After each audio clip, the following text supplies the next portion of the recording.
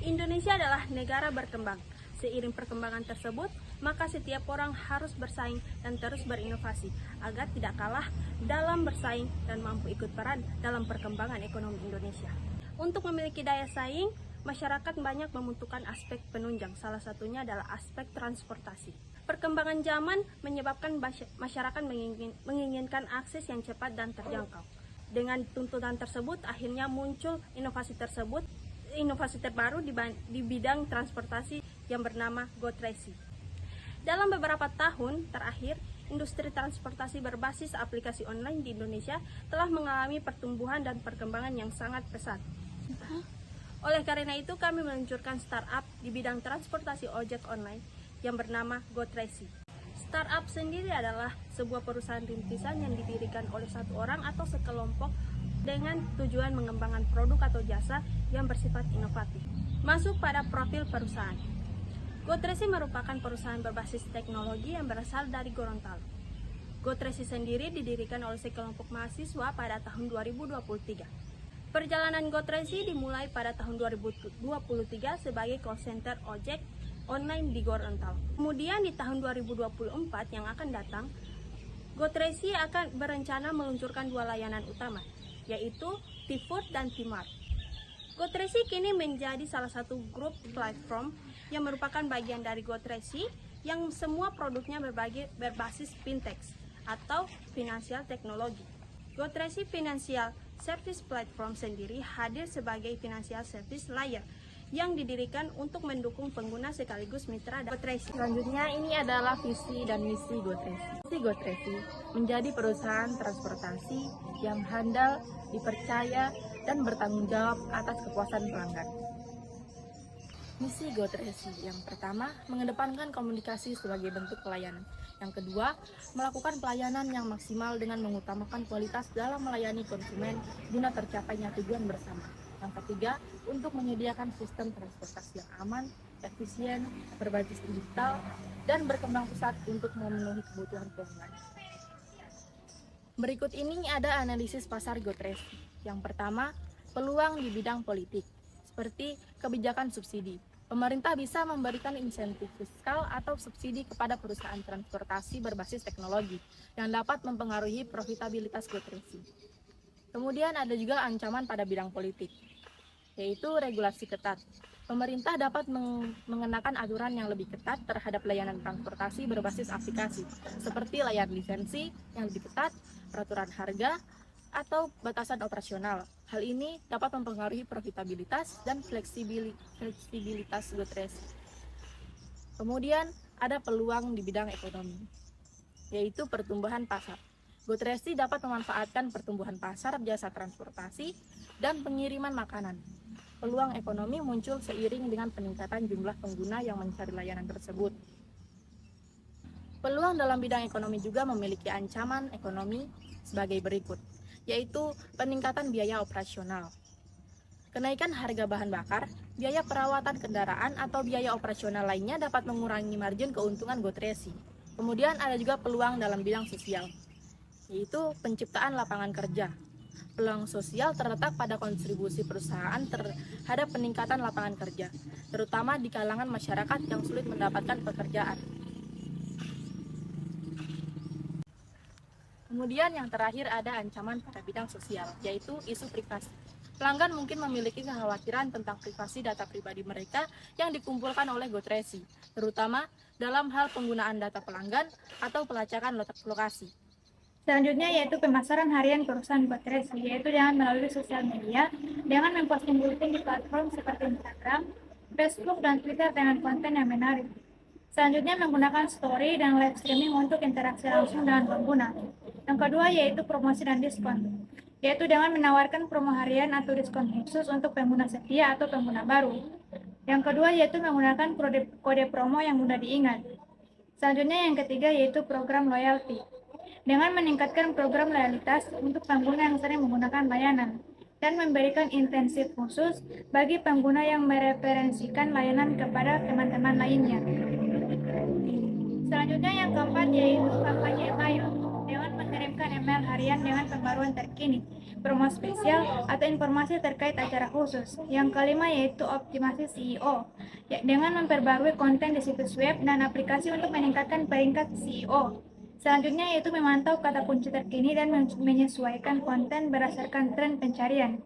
Yang keenam atau yang terakhir yaitu kolaborasi dan partnership, dengan menjalin kerjasama dengan bisnis lokal untuk promosi bersama dan melibatkan influencer atau selebriti lokal untuk meningkatkan visibilitas. Selanjutnya struktur perusahaan Gotresi. Yang pertama ada Vinky Effendi Jamalu sebagai CEO dan Product Director yang bertugas memimpin dan mengelola perusahaan secara keseluruhan. Selanjutnya, Mutia Maliki sebagai marketing yang bertugas merumuskan strategi pemasaran yang efektif dan sesuai dengan tujuan bisnis perusahaan. Yang berikut ada Adima Nurfati Abdul sebagai finance dan operation yang bertugas menangani manajemen keuangan perusahaan dan bertugas mengurusi produksi dan logistik agar kegiatan operasional perusahaan dapat berjalan efisien. Kedua bidang ini sangat kritikal bagi kesuksesan sebuah perusahaan.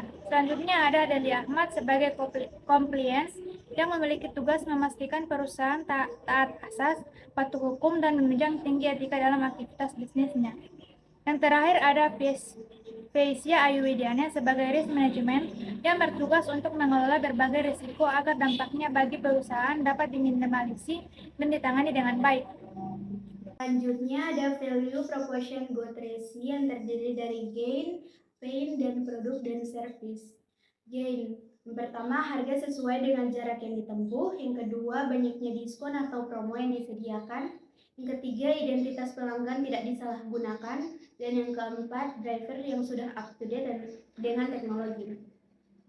Berikutnya pain. Pain adalah hal-hal yang didapati setelah kami melakukan beberapa wawancara pada pengguna ojek online, yaitu yang pertama pengoptimalan jaringan dan pemantauan jaringan, yang kedua menjamin data agar tidak tersebar sembarangan, yang ketiga melakukan lebih banyak penyuluhan kepada masyarakat yang minim pengetahuan tentang teknologi, dan yang keempat mengedukasi pada para driver agar berhati-hati di jalan. Berikutnya produk dan service. Yang pertama, harga sesuai dengan jarak yang ditempuh. Yang kedua, Gotresi menyediakan metode pembayaran non-tunai dan tunai. Yang ketiga, para driver sudah teredukasi dengan baik. Dan yang keempat, sangat mudah menghubungi driver. Yang berikutnya, rencana operasi Gotresi ada 9, yaitu yang pertama, pemeliharaan kendaraan. Memastikan semua kendaraan dalam kondisi yang baik, melakukan pemeriksaan rutin dan perawatan. Yang kedua, pengecekan aplikasi. Memastikan aplikasi berjalan dengan baik, melakukan update jika diperlukan untuk meningkatkan fungsionalitas atau keamanan. Yang ketiga, pemantauan pemesanan. Memantau permintaan pengguna dan sesuaikan jumlah pengemudi yang aktif. Menganalisis tren pemesanan untuk mengantisipasi lonjakan atau penurunan permintaan. Yang keempat, pemberian insentif. Menentukan strategi insentif untuk pengemudi agar tetap termotivasi. Selalu menyesuaikan insentif berdasarkan jam sibuk atau area tertentu. Yang kelima, manajemen keuangan. Melakukan rekonsiliasi keuangan harian, memastikan pengemudi menerima pembayaran dengan benar dan tepat waktu. Yang keenam, penanganan keluhan. Tetap aktif dalam menanggapi keluhan pengguna dan pengemudi, memperbaiki masalah dengan cepat untuk menjaga kepuasan pelanggan. Yang ketujuh, kepatuhan hukum. Memastikan kepatuhan terhadap regulasi dan hukum terkait. Merencanakan pelatihan kepatuhan secara berkala. Yang kedelapan, pengembangan pelayanan. Mengidentifikasi peluang untuk pengembangan layanan baru. Mengevaluasi potensi kemitraan atau integrasi dengan layanan terkait. Yang kesembilan, pembaruan teknologi. Selalu mengikuti perkembangan teknologi terkini, mempertimbangkan integrasi teknologi baru yang dapat meningkatkan efisiensi operasional. Selanjutnya, rencana pengelolaan keuangan. Pada saat pendirian, struktur permodalan dan susunan pemegang saham Gotresi terdiri dari beberapa nama pemegang saham dengan besaran yang beragam. Tercatat, Pinky Jamalu menempatkan modal ditempatkan dan disetor penuh pada perusahaan sebesar Rp522.053 atau setara 20,50% kepemilikan saham di awal perusahaan tersebut berdiri. Pemegang saham lain di bawah 5% sebanyak Rp488.146.000 atau setara dengan 19,17%. Adapun besaran saham dalam portefel tercatat sebanyak Rp7.640.544.747. Selanjutnya, inovasi yang dipakai oleh Gotresi. Yang pertama, ada pelatihan untuk mitra driver melalui modul di aplikasi. Gotresi telah menyiapkan modul pelatihan untuk mitra driver yang mencakup berbagai topik, mulai dari service excellence, keamanan berkendara, hingga pencegahan kekerasan seksual. Yang kedua, ada proteksi tambahan perjalanan aman. Gotresi bekerja sama dengan Prodigi dan asuransi Sinarmas Jiwa.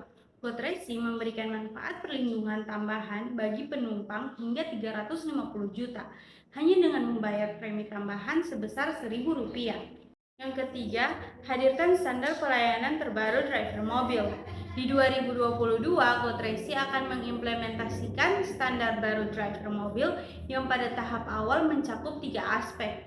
Pertama, penggunaan seragam, kedua, kartu identitas yang terdapat dalam unit kendaraan, dan yang ketiga, standar keramah tamahan. Layanan transportasi andalan persembahan Gotresi tersebut akan turut hadir dengan memberikan opsi perjalanan ramah lingkungan bagi pelanggan. Hal ini diwujudkan lewat hadirnya kendaraan listrik yang operasionalnya akan terus diperluas.